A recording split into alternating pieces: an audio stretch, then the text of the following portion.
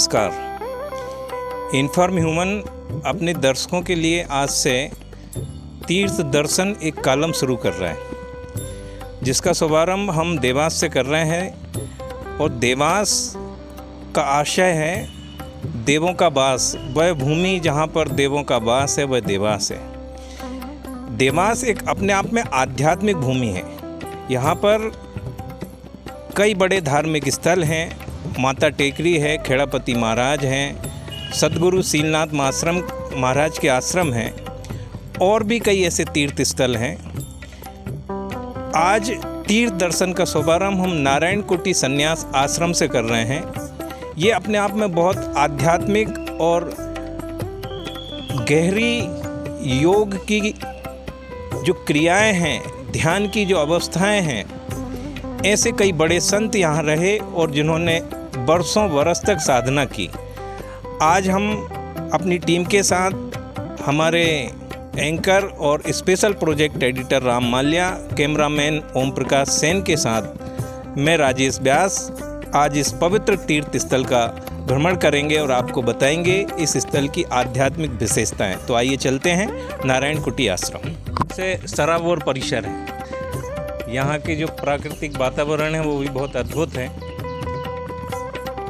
अंदर से इतनी एनर्जेटिक, इतनी ऊर्जा सर मिल रही है कि बस पूछो मत। क्योंकि सर एक तो माँ चामुंडा, माँ तुलजा भवानी के जस्ट मंदिर से सटी हुई है ये नारायण कुटी, और बड़ी ही प्राचीन ये जगह है, आध्यात्मिक जगह है। यहाँ पर कई लोग, शहर के बाहर के लोग भी आते हैं और आइए अंदर से मेलीन हो जाते, प्रवेश करते हैं। अपन यहाँ देखते हैं।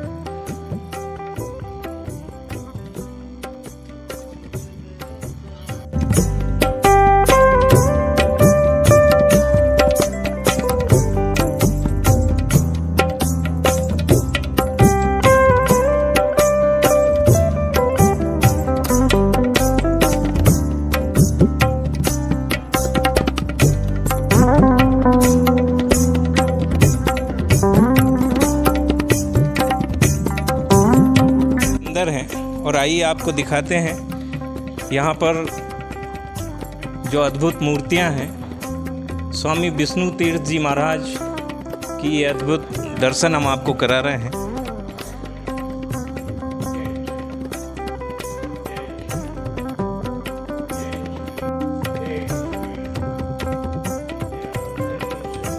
ये माल्या जी स्वामी विष्णु तीर्थ जी महाराज की आरती है, जो शाम के वक्त यहाँ पे सद्गुरु महाराज की आरती होती है। शिवोम तीर्थ महाराज के दर्शन कराते हैं आपको। आइए।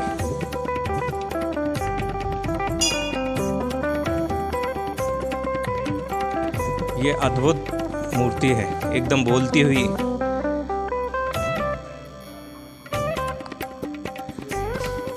भक्तों का आना जाना लगा रहता है। सबकी मनोकामना पूरी करें स्वामी शिवोम तीर्थ महाराज।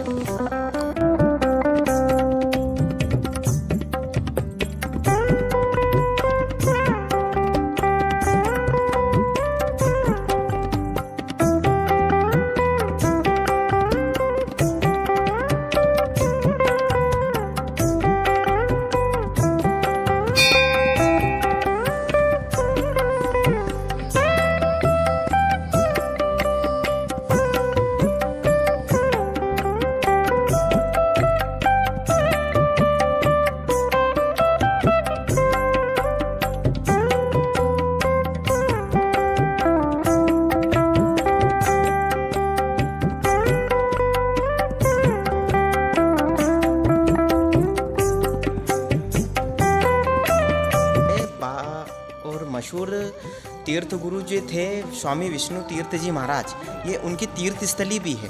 और पास में विंध्या पहाड़ी है जो सिद्ध क्षेत्र है, और यह यहाँ शक्तिपात दीक्षा दी जाती है जो अत्यंत चमत्कारी है। एक बार अगर वो दीक्षा कोई ग्रहण कर लेनी तो ये समझो कि उसके जीवन काल का जो उसको मोक्ष प्राप्त करना होता है वो एकमात्र सिर्फ यहीं पर ही है। नारायण कुटी आश्रम के सभी मंदिरों के हमने दर्शन किए। यहाँ की आध्यात्मिक ऊर्जा के विषय में हमने जाना। अब आश्रम में यहाँ पे हमारे बीच में शिवानी भारती तीर्थ हैं, उनसे हम जानेंगे इस आश्रम की महत्ता। ये आश्रम शक्तिपात परंपरा पर आधारित है, जिसको कुंडलिनी जागरण भी कहते हैं।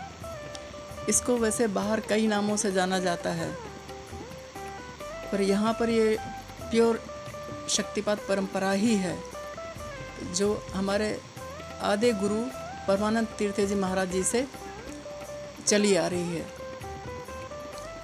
शक्तिपात परंपरा। अच्छा, हिंदुस्तान के अलावा विदेशों में भी इस आश्रम से जुड़े हुए भक्त हैं? हाँ जी, विदेशों में अमेरिका में है एक आश्रम है, वहाँ पर भी हमारे संत रहते हैं, वो भी वहाँ पर भी इसका प्रचार प्रसार होता है, वहाँ भी हमारे दीक्षित हैं लोग। कितने भक्त दीक्षित होंगे जो इस आश्रम से जुड़े हुए हैं? कोई गणना ही नहीं है, इसकी कोई गणना नहीं है, बहुत सारे हैं। और आप कब से जुड़े हुए हैं यहाँ से?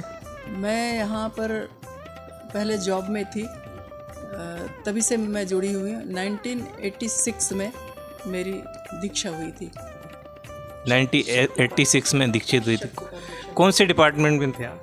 मैं किर्लोस्कर में थी, यहीं देवास में? देवास में ही थी, और 21 साल मैंने वहाँ जॉब किया, और गुरुजी से भी मेरा संबंध था, यानी शक्तिपात परंपरा में आ चुकी थी मैं, और जॉब में भी थी, और साधना भी करती थी, और जॉब भी करती थी। अब यहीं आश्रम में ही रहते हैं आप? अब मेरा संन्यास हो गया है, क्योंकि बचपन से ही यही मेरी इच्छा थी कि इसी फील्ड में जाना है, पर जब गुरुजी मिले तब और ज़्यादा पक्का मेरा संकल्प हो गया कि ये परंपरा जो है वो कहीं मैंने और नहीं देखी, जबकि जगत में काफ़ी मैं घूमी हूँ गुरु की खोज में, और उस परंपरा की खोज में जहाँ मुझे संतुष्टि मिल सके, शांति मिल सके, और सही आध्यात्मिक उच्चता के स्तर पर मैं आगे बढ़ूँ, वो मुझे यहीं प्राप्त हुआ। लोग बोलते हैं कि दिया लेके ढूंढते हैं, पर मुझे अपने घर में ही उजाला मिल गया, घर में ही गुरुजी मिल गए मुझे, देवास का देवास में ही। आध्यात्मिक ऊर्जा के विषय में जो आपके अनुभव हैं वो आप हमें थोड़ा बताइए।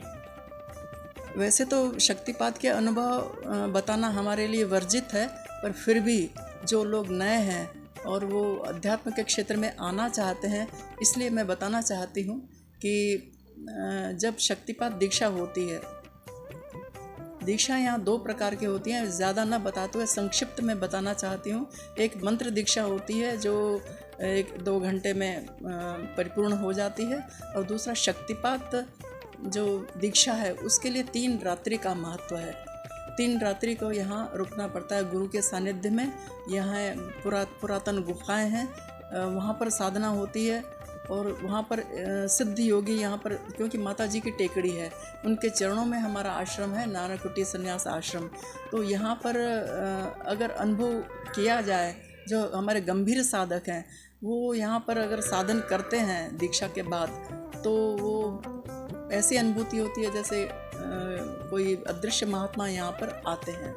हमारे गुरुजी ने एक पुस्तक लिखी है, साधन शिखर, जहाँ माता की महिमा लिखी है, माता चामुंडा की, जो देवास में चामुंडा की टेकड़ी पर विराजमान है।